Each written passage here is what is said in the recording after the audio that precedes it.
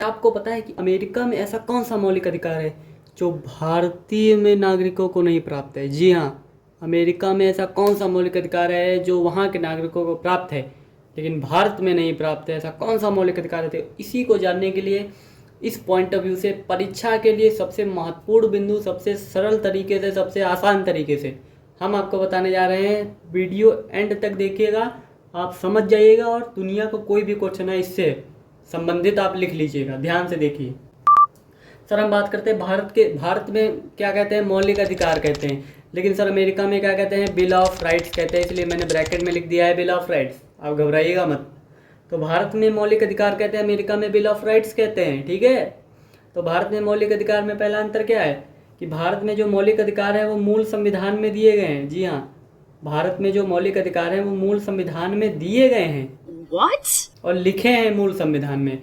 लेकिन अमेरिका में जो मौलिक अधिकार हैं सारे वो पहले 10 संशोधन से लाए गए। पहले 10 संशोधन से लाए गए। ऐसा पॉइंट आप लिख लीजिए जो मैं बोल रहा हूँ। Yes? कहीं नहीं मिलेगा आपको। भारत के मौलिक अधिकार मूल संविधान में दिए गए, अमेरिका के मौलिक अधिकार पहले 10 संशोधन से आए हैं। जी हाँ, आप सही सुन रहे हैं। अब भारत के मौलिक अधिकार की जो हम बात करते हैं, जो संविधान में अधिकार दिए गए हैं, केवल संविधान में हमें अधिकार दिए गए हैं वही हमारे मौलिक अधिकार हैं। आप सही सुन रहे हैं, जो संविधान में हमें अधिकार दिए गए हैं भारत में वही हमारे मौलिक अधिकार, उसके अलावा कोई मौलिक अधिकार नहीं है। जो संविधान में लिखे वही मौलिक अधिकार हैं। लेकिन अमेरिका में क्या है? अमेरिका के बिल ऑफ राइट्स में ये है कि जो अधिकार अमेरिका में जो अधिकार बिल ऑफ राइट्स में नहीं लिखे गए हैं, अमेरिका में जो अधिकार बिल ऑफ राइट्स में नहीं लिखेंगे वो भी नागरिकों को प्राप्त हैं। Oh my अंतर god. आप समझिए ध्यान से। भारत के मौलिक अधिकार में जो अधिकार दिए गए हैं सिर्फ वही प्राप्त हैं, उसके अलावा कोई अधिकार प्राप्त नहीं है। और अमेरिका के बिल ऑफ राइट्स में जो अधिकार दिए गए हैं वो तो प्राप्त हैं, लेकिन जो नहीं दिए गए वो भी प्राप्त हैं अमेरिका में। अब इस सबसे तगड़ा मैं आपको एक चीज़ बताता हूँ। अमेरिका में प्राकृतिक अधिकार का सिद्धांत लागू है। क्या है सर? अमेरिका में प्राकृतिक अधिकार का सिद्धांत लागू है और भारत में वैधानिक अधिकार का सिद्धांत लागू है। जी हाँ, भारत में वैधानिक अधिकार का सिद्धांत लागू है।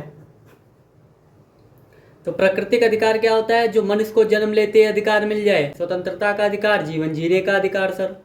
वैधानिक अधिकार सर क्या है? जो संविधान में लिखे गए हैं, जो हमारे मौलिक अधिकार में लिखे गए वही हमारे वैधानिक अधिकार, इसके अलावा कोई अधिकार उपलब्ध नहीं। और ये प्राकृतिक अधिकार का सिद्धांत का ये जो सिद्धांत दिया था जॉन लॉक ने दिया था सर। जॉन लॉक कहाँ के थे सर? ब्रिटेन के थे। कहाँ के थे सर? ब्रिटेन के थे जॉन लॉक। इन्होंने प्राकृतिक अधिकार का सिद्धांत दिया था, ये अमेरिका में लागू है। और वैधानिक अधिकार का सिद्धांत भारत में लागू है। मतलब जो संविधान में लिखे गए वही मौलिक अधिकार हैं, और जो मौलिक अधिकार हैं और जो अमेरिका में जो बिल ऑफ राइट्स में लिखे गए वो तो उपलब्ध है, उसके अलावा भी उपलब्ध है। अब मैं आपको एक चीज़ बताता हूँ। अमेरिका में गन रखना इसका अधिकार दिया गया है, बंदूक रखने का अधिकार अमेरिका में दिया गया है। लेकिन भारत में बंदूक रखने का अधिकार नहीं है सर। बहुत कम लोगों को लाइसेंस के उपलब्ध पर है। लेकिन गन रखने का अधिकार अमेरिका के बिल ऑफ राइट्स में नहीं लिखा है, लेकिन फिर भी उपलब्ध है। तो प्राकृतिक अधिकार सिद्धांत हुआ कि नहीं हुआ? Oh my god. भारत में मौलिक अधिकार में नहीं लिखा गया, फिर भी नहीं उपलब्ध है, तो ये वैधानिक अधिकार का सिद्धांत हो गया सर। अब हम बात कर लेते हैं एक और चीज़ के बारे में। सर भारत में क्या है? आपातकाल की स्थिति में, जब भारत में आपातकाल लगता है तो आपातकाल की स्थिति में मौलिक अधिकार स्वतः निलंबित हो जाते हैं। ठीक ना? निलंबित हो जाते हैं मौलिक अधिकार स्वतः, एकदम अपने आप। स्वतः का मतलब क्या होता है? स्वतः का मतलब होता है अपने आप निलंबित हो जाते हैं मौलिक अधिकार। लेकिन अमेरिका में ऐसा नहीं है। अमेरिका के आपातकाल में मौलिक अधिकार स्वतः निलंबित नहीं होते। ठीक ना? अमेरिका के आपातकाल में मौलिक अधिकार स्वतः निलंबित नहीं होते हैं। ठीक है? हाँ, आपातकाल की स्थिति में अमेरिका में मौलिक अधिकार स्वतः निलंबित नहीं होते हैं, लेकिन आपातकाल की स्थिति में भारत में मौलिक अधिकार स्वतः निलंबित हो जाते हैं सर। आखिरी एक बात हम बात करें तो भारत में क्या है? आप संपत्ति का अधिकार मौलिक अधिकार नहीं है। जी, आप सही सुन रहे हैं। भारत में अब संपत्ति का अधिकार मौलिक अधिकार नहीं है। ठीक है? पहले ये था, अब ये मौलिक अधिकार से हटा दिया गया 44वें संविधान संशोधन द्वारा 1978 में।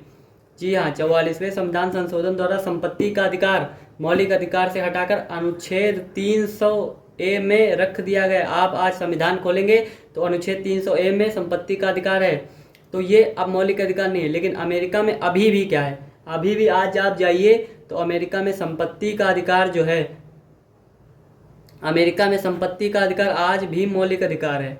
जी हाँ, तो ये डिफरेंस है मेन भारत के मौलिक अधिकार और अमेरिका के मौलिक अधिकार में। तो आई होप आपको फेलफुल होगी और यही पॉइंट एग्जाम में बनेंगे और काफ़ी बहुत ज़्यादा क्वेश्चन बनते हैं। लोग बहुत इसको बहुत हार्ड वे में समझाते हैं, मैंने कितनी आराम से समझा दिया। मूल, संविधान, अधिकार, वैधानिक, आपातकाल, निलंबित, 5-6 पॉइंट बताए, सब खत्म। सब खत्म कि नहीं खत्म? तो बढ़िया से पढ़िए, ढंग से पढ़िए और बार बार रिवीजन करिए और सफलता प्राप्त करिए। जय हिंद।